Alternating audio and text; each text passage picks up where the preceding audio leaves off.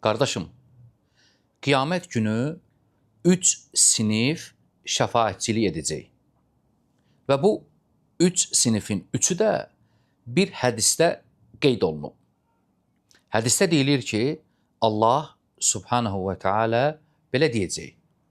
Yəni, söhbət qiyamət günündən gedir. Şəfəətil mələikətu, mələklər şəfaət etdi. Və şəfəən nəbiyyun, peyğəmbərlər şəfaət etdi. Və şəfəəl müminun, möminlər şəfaət etdi. Və ləm yəbqa illə ərhamur rahimin, yalnız ərhamur rahimin olan Allah qaldı.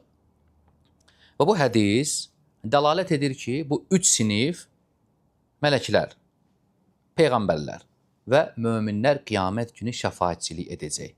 Biri soruşula bilər ki, bəs Rəşad qardaş, şəhidlər, onlar da edəcək, yaxud salihlər? Cavab olaraq deyirik ki, onlar möminlərin sinifinə daxildir. Allah subhanahu və teala faydalı etsin.